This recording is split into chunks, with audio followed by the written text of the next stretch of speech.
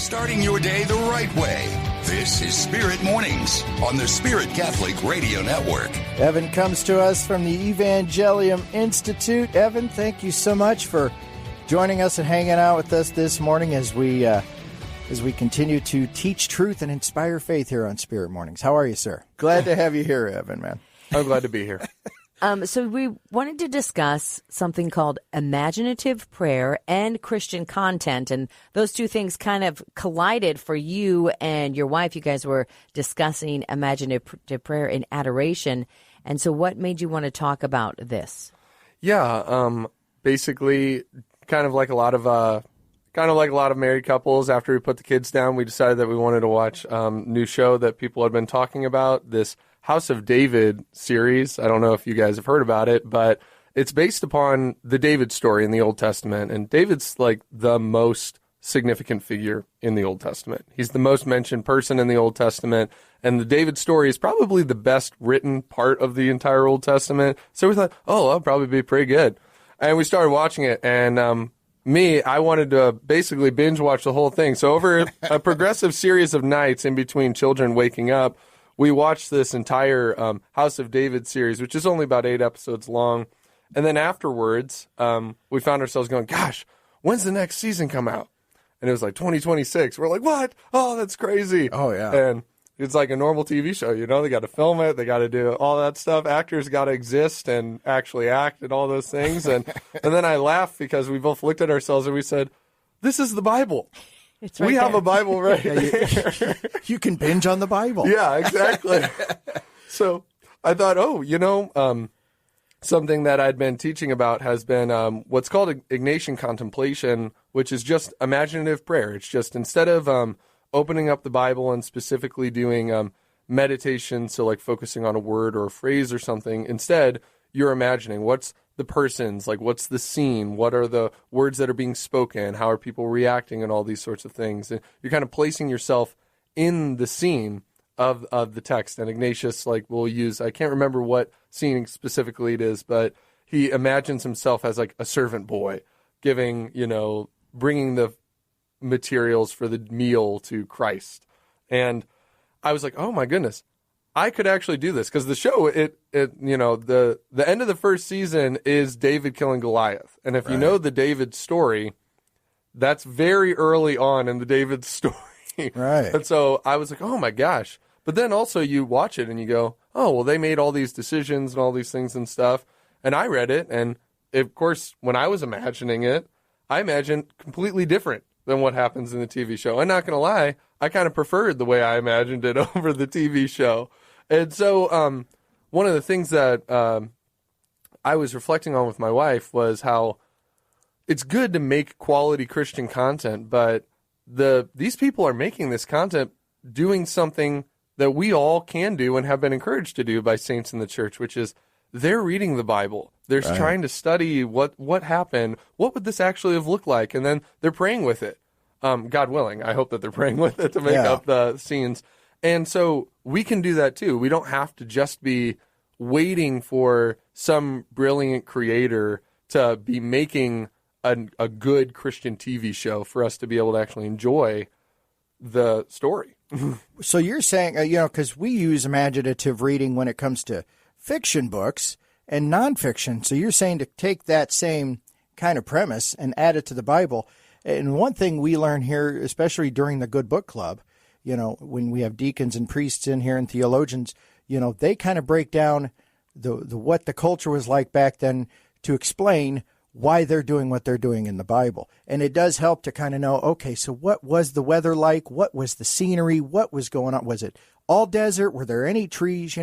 Having that idea ahead of time would help kind of do that imaginative reading of the Bible. So what would you recommend for our readers or our listeners So you're saying don't place them at McDonald's. You're saying you need to know the terrain. Yeah. And you need to understand the colloquialisms and the different things like that. How do we find out about that? It makes you learn more. Yeah, absolutely. I mean, I would say that, of course, it's really good to learn more. But you know what? If when you first open up the scene, you need to imagine it happening at McDonald's, you can do that. That's fine. But as long as you don't believe that your imagination is actually what happened in that scene, I always think about these Renaissance paintings. Like Jesus wouldn't have been in like, these styles of architecture or any of these things, and yet this is how they imagined it. They're wearing clothes that were contemporary to the time, and I think that's totally okay. But I personally have been getting a lot more out of my imaginative prayer since people have made these TV shows, and they've done all that work. And so,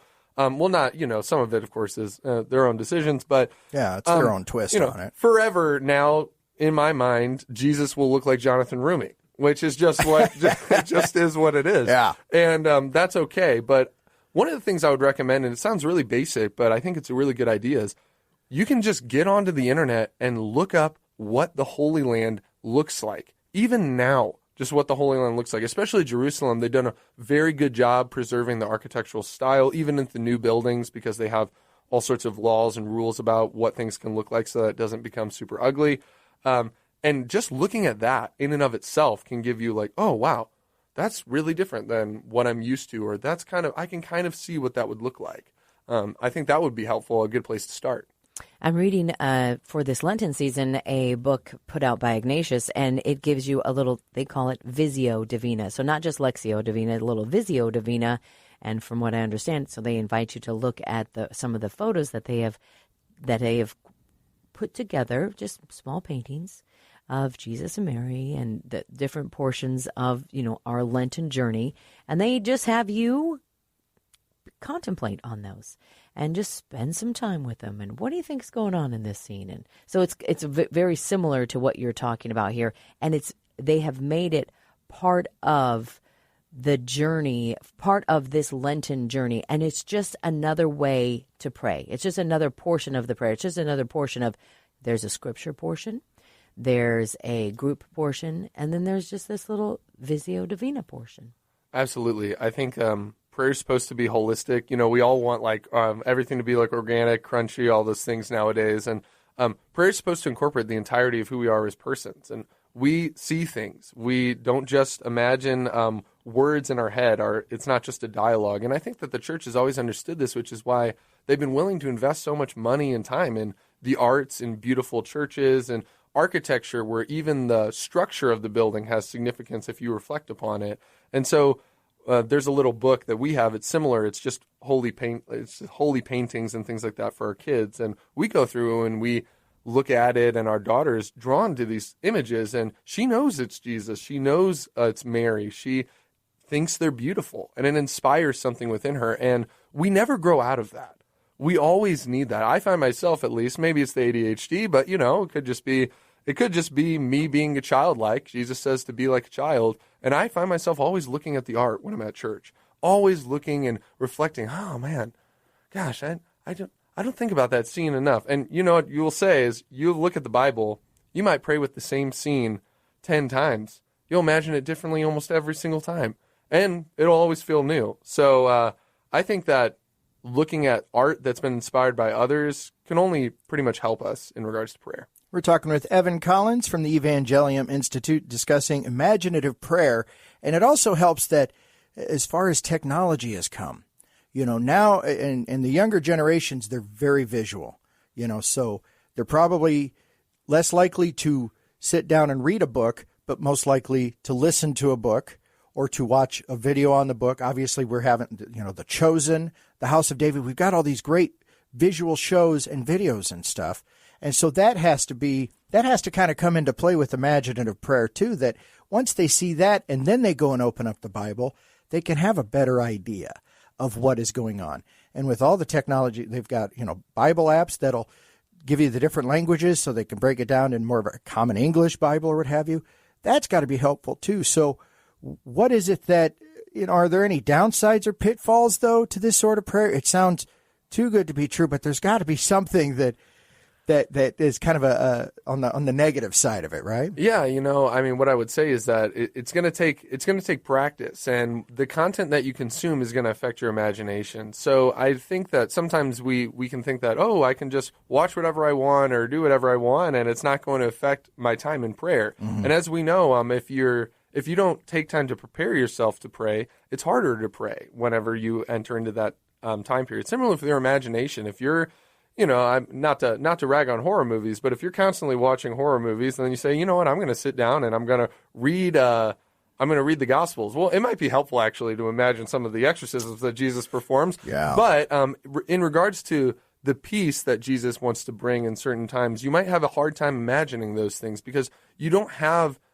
content to work with. And Right. that's exactly what you're saying. So if you watch something like The Chosen, it actually is priming you. It's like preparing you to actually enter into the gospel because it's giving you ways to think differently about those things. And so it is important for us to be aware of what we're consuming because that does actually come into play in our time of prayer. I know for me, if I wake up and first thing in the morning I start listening to music or something like that before I pray, it's very hard for me to pray because the only thing that's in my head is whatever that song was or Right. whatever the images that were associated with it. And so similar, I think you have to be aware of what you're consuming and probably be a little bit more restrictive than a lot of us are nowadays because we can consume things so easily. And so especially with the younger generations, which I am younger myself, it's going to seem really strange, but it's like you can't just consume anything that pops into your feed. You're going to have to be more particular about those things because that's going to affect the way that you imagine things. And it's important to steward our imagination well. Help alter your feed so we know that algorithms are out there and they are kind of suited to what we like. And so make sure that you're trying to suit it to what Jesus would like as well. So make sure you're trying to have things that are coming into your feed that are more wholesome and, what would be something that Jesus would find appealing and pleasing as well. I want to get a commentary. Damien brought something forward, and I just thought that might be ask you this because the beautiful artwork that was created in a Renaissance time or even before that, the icons that were written, those were created for people who did not have the ability to read, and so that they could instantly look at them and they could understand the gospel or understand what was going on just by visually looking at them. And it had layers upon layers of a teaching surface there. Right at this painting so that they could see. Oh, just like the Stations of the Cross. Same thing. Yeah. It was created for those who couldn't read, right? Yeah. So that long time ago when people couldn't read. Now fast forward to in this day and age where we have before us volumes of books. People are literate, but they have taken literacy and compacted it down, destroyed books, and now we live in this world where we don't want to read and we want everything back to this visual. It's like we're illiterate again in the words, but we're back to this visual state. So then again, if you can, as whatever age you are, I'm super guilty of scrolling through things. So whatever age group you are, a youngster consuming a lot of product. I just watched this excellent movie on Carlo Acutis, who was trying to turn the tide on consumption, on screen time consumption in his life by sharing the gospel of Christ and helping people understand that the real presence, is their highway to heaven and to move them away from this consumption. So, Evan, with this imaginative prayer, how can it help us remove ourselves from screen time? Yeah, absolutely. I mean, the functional illiteracy problem is definitely a big problem, and I think it's important, exactly what you said, to see ourselves in this as well. Because when I spend a lot of time on my screen, it's very hard for me to take the time to read, which I do a lot of reading for my work and all these things and such. And I think that the way that this imaginative prayer can help is that sometimes we might be exhausted, fatigued from whatever's going on, and our first pull is to just pull out a screen because that seems easy to us.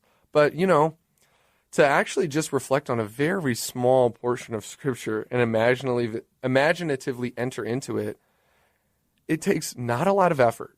It does not take a lot of effort. You don't have to be doing a ton of reading.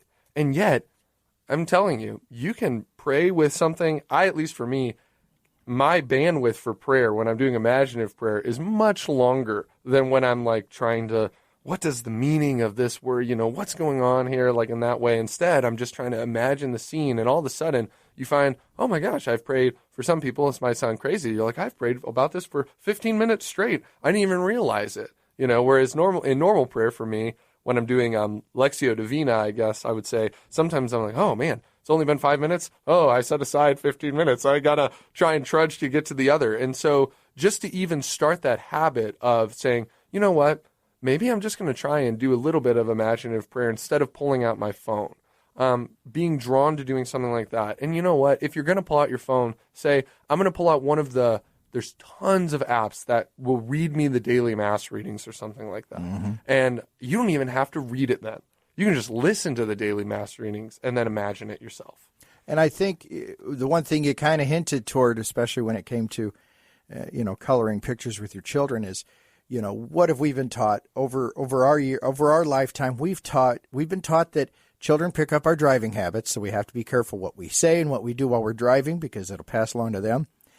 But would you say the same applies to our screen time habits and our prayer habits? Is it something that, how do we start this with our children early so they pick up the good habits? Yeah, absolutely. I would say that. I mean, I got 2 little ones under 2, and my daughter, even though we hardly ever are on our phone around her, but because it's something that we get on from time to time because we live in this world where you need to use cell phones, she is drawn to the phone like, moth to a flame. And so she doesn't even know what's on it, but she knows that we scroll on it and all those things and stuff. And we, comparatively to a lot of other people, barely use our phones. Right. And so they will definitely absorb it. We're very mimetic creatures, which just means we imitate. We learn through imitation.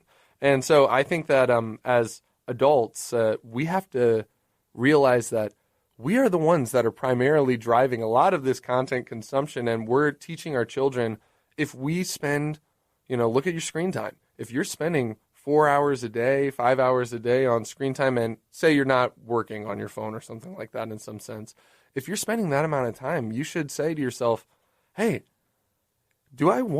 if I imagine my deathbed, and I imagine all the time that's spent, that I could have been, this is Ignatius of Loyola. He says, imagine on your death what you're doing here, and say, do I want to have spent 5 hours a day on this little black box when I could have been teaching my children to enter into the richness of the world, to be seeing the beauty of all of this creation that God has made instead of all these artificial things, which can be interesting. But I've been taking my kids to go see these rainbow trout at this nursery, this fish nursery by us.